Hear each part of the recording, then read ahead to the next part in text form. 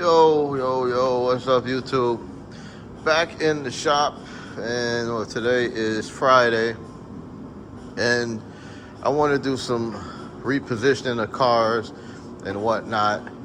And I mean, when I say repositioning, I don't have a whole lot of room to do a lot of repositioning, but I just want to kind of space out the 62 from the 63 because, as I mentioned in the previous video, I need to get this car off of this body cart. So I'm going to be using long pieces of wood. Pretty sure these are what, 4x4 by I think 12 foot. And I use those with some cinder blocks, basically. The blocks would be stacked along the side here, and the wood will go across horizontally, and I'll lift the body up off the cart, and it'll be in the air sitting on the wood and the cinder blocks. But like I said, those pieces of wood, like I just showed you, they're like what, 12 feet wide.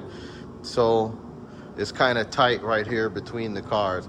So what I plan to do is I'm gonna push over at least the front end of the 63 and have it occupy some of this space right here. I need to start by cleaning up and moving this transmission and some miscellaneous stuff. It just looks kind of junky. I gotta shift the LS motor, etc. But the hope is by swinging the car over a little bit, it'll free up a little more space over here so I can work a little bit more freely. So that's what I'm getting ready to do. But I gotta start by jacking up the 63 and taking some jack stands out from under it, because I was when I was doing this work in the trunk, the work that I started in the trunk that I still haven't finished, some of the time I had to like crawl around under the car for better access and stuff. So I had jacked it up and I got it sitting on stands, as you can see there. So I'm gonna jack this bad boy up, take the rear off of the stands, and I have the front end on some wheel dollies. So I should just be able to lean on this side a little bit and get it shifted over. So I'm gonna do that. We'll see how it goes. I may have to use the jack and then shimmy over the rear a little bit too, just to give myself a little more space, because I want to get this body cart returned to its rightful owner, and I want to start working on this car. I'm gonna, although it's a fairly solid shell, it needs some body work. It's had some work started on it, and somebody just didn't finish, So in my spare time, I'm gonna start blocking on it and working on it a little bit. And yeah, so that's the plan. I'm gonna, without further ado, I'm going to, get on moving this 63 over and then see what I can do here. So I'm gonna cut out for now, and I'll be back. It'll be seamless for you. But in between, I'll be humping and doing a bunch of work. And so we're back. Stay tuned. Right so I did a light cleanup of the area. Well, it looks kind of major, honestly. There's a lot of stuff you guys couldn't see because the transmission, I had all kinds of plastic bags and stuff over it, trying to protect it as best I could, because this area where it was sitting at gets wet due to my roof problem. But anyway, got the transmission tucked away, got a bunch of loose parts put on the shelf, and got the car off the stands and pushed it over. So I don't know, I could probably push it over a little bit more, but I'm just a little bit hesitant because, like I said, this area right here gets wet. You can kind of see this spot right here that's still wet. Usually I have a bucket right there, like that bucket catching water. And I'm trying to keep the car as dry as possible. That's all. Like this area of the shop where these two cars are is kind of one of the drier locations. Until I'm able to fix the roof, that's what I'm rolling with. But yeah, I got the car off the stands, and immediately once it hit the ground, this old dry rotted tire gave up. So it's got the gangster lean right now. Car's looking some type of way. But the main thing is, as you can see, this gap is opened up. I repositioned this car a little bit, so that if so when I do get all the blocks and stuff put in place, I'll have enough space for overhang on both sides. I'm still not sure. I might push the car back a little bit, but I'm hesitant. And I might even wait until tomorrow because I have some lights I'm supposed to install up here. I bought those lights when I was working on the Acura RLX project because this area is a little bit dim. When I put the lights in for whatever, I ran out of lights in this area. I have them in the box now, but I need to put them in. And if this car is right here, it's gonna be tough to climb the ladder and get up there. But I don't know, man. Right now, I'm just trying to get this body off the car, so I think I'll just have to deal with the lights later. But I don't know. I'm thinking about it hard because I'm gonna body work this car, so I need the lights. So decisions. You know, sometimes it can be tough, but I'm a one-man army, so I'm gonna just go with the flow. Any obstacles I run into, we'll just deal with them one at a time. But at the same time, you try to work smarter, not harder. So we'll see. You know, I don't have to make any rash decisions. But anyway, back to the matter at hand. I'm gonna now try to gather up my blocks. I got miscellaneous cinder blocks all over the shop, left over from when we did some construction, wall repair work on the shop. And see if I can't get this bad boy floating in the air and the cart out from under it. But the more I think about it, that's gonna be a little bit problematic too, because once I get it up in the air, I don't have any room to really wheel the cart out. So I'll deal with that later. I think I can put it up in the air, and then tomorrow I can just move these two cars and free up this space here to slide the cart out. And maybe I'll stick it in that corner over there for the time being. Depending on how wide it is, I might be able to slide it through this area for loading, because I have to throw it on the back of the truck and get it back to its rightful owner. Anyway, we'll figure it out. Cross that bridge when we come to it. But the main thing is, got this 63 reposition, you know. More and more I think about it, I'm gonna need another car cover because I want to keep this car covered now. Normally I don't keep this one under a car cover because it's in a dry spot, but now, well, we'll wait and see what happens. As you can already see, the what do you call it again? The thing the wheel is sitting on, the dolly right there, is collecting water. So it used to get wet a little bit anyway, so no big deal. You know, it's a car, right? It's not a piece of chocolate. It's not going to melt when the water hits it. So I'm not going to be too overly concerned about it, as long as we don't get water right here where this window is down. I could put the window up, but anyway, I'm rambling on, guys. Don't judge me. I'm just here, your host, Shawnee C., the one-man army, trying to live my dreams, building these Impalas one car at a time, and occasionally Cadillacs, you know. Sometimes, you know, even though if you may have friends who are into the same thing, that doesn't automatically mean people are gonna come show up and help you do work, right? So I tend to work well alone, and that's why you see me here humping, doing this stuff by myself, you know. Once in a while when something comes up, I do, you know, call on friends. But as I get older and time goes on, I find myself having less and less true friends that are just gonna show up for the love of it, you know. So it is what it is. And I'm the type of guy, I don't really beg people for anything. So I'm not calling people, hey, can you please come help me? I just do what I gotta do, you know, make things happen. When it's critical, then I'll make the call. But rest assured, I'm on the project, I'm working hard. We're gonna get this bad boy done. Some of the next steps, like I said, aside from getting it up on the blocks, I'm gonna, this got a little bit light surface rust on it from some moisture obviously got on it. I think the shop where it was at, they pushed it outside for a time and it wasn't covered, or the wind blew the cover off. So it got a little bit of surface rust. So I'm gonna hit that with a wire wheel or something and then rattle can it just to save these floors or prevent any further corrosion. Because like I said, these are new floors in this car. So that's that. And then we'll start going over it. I've already started to, you know, feel the car up a bit with my hand, and there's some imperfections. I think the previous owner of this car was probably going for like a show car type of build, because for some strange reason, it's like the whole car has got like a skim coat of filler on it. Not a heavy coat, but a skim coat.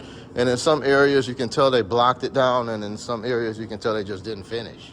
And in some areas it looked like they were getting rid of it. So I don't know, maybe multiple hands have touched it, and somebody ended up going a different route. But where I'm at with it, I'm not planning to replace any sheet metal. So I'm gonna start to block the filler that's on there and get it as flat as possible. If I need to completely remove some in some cases and start over, I'll do that. And the idea is to, between now and spring, get as much body work done as possible. I shouldn't even say in between now and spring, because really, as soon as the parts car arrives, we're gonna pull that in here. One of these cars will have to go in the penalty box outside. We'll pull that bad boy in here, and we'll pull the four-door body off the frame and just wheel the chassis out from under it. Honestly, the more I think about it, we might do that all together outside, because we're gonna leave the four-door shell outside, and I don't have a high-low forklift or anything like that to easily move stuff around. So if I pull the body off in here, then I'll have to be trying to juggle the body in here, or get 4 or 5 friends to help me pick it up. And like I previously stated, that comes few and far in between. It's a long, sad story. But anyway, so that's what's going to be coming next up. So once that chassis gets here, pull that off the frame. That'll be some outdoor work. Maybe I'll film that. And I'm sure the conditions won't be ideal, because all the snow is going to be melting. It's going to be kind of mushy and nasty. But, where there's a will, there's a way. And I got the will. We're going to make it happen. So we'll get that chassis out, and then we'll see what condition it's in. It's a Canadian box frame that's going to be going under here. Is for the most part solid. Just probably needs a little bit of cleanup. But this is where I'm torn. We'll take it one step at a time, because once you got the chassis out, that's the best time to refresh it. New fuel lines, new brake lines, paint it, all those kinds of things. But it all depends on what are you really doing with the car, and you can always do that stuff later too. So we'll see where I end up with that. It could 50-50 chance that I might just, once I roll that chassis out, stop, clean it up, get it ready. And there's also a 50-50 chance I might just immediately roll it under the car to allow me to move it around a little bit and work on it while it's on the chassis, and then later on pull it off the chassis. But we'll see. I still got things to buy. Like I'll have to get a whole new set of body mount bushings and yada, yada, yada, nuts, bolts, etc. So I don't want to get ahead of myself. Sometimes when you do that, you end up spending more money and losing more time. So I'm going to take it slow. Similarly to these other cars, there's no time frame other than the time frame I set for completion. So I want to drive it as soon as possible, but I want to do it the right way and the smart way, because that's how we do it here at Motor City Customs. That's kind of where we're at with it. This is another update. And yeah, stay tuned, guys. As you see, we're in the thick of it.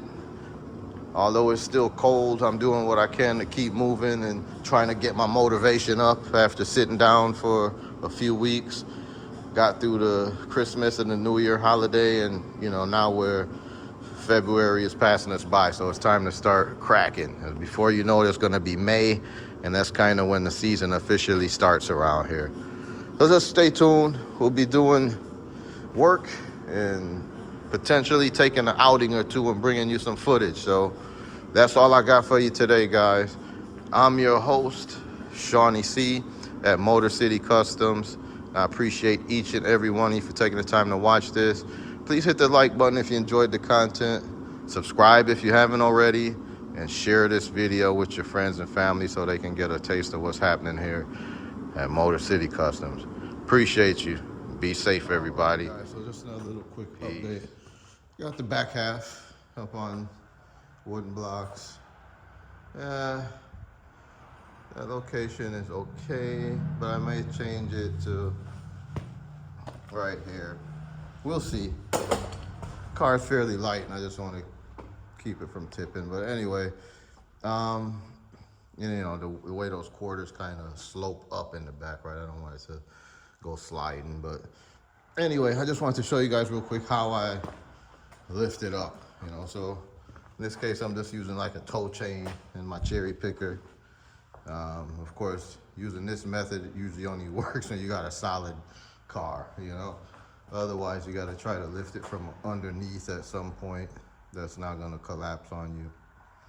But yeah, I wish I would have put the phone on the stand and recorded it while I was doing it. But as you can see, that's how I got it right now, sitting on the wood.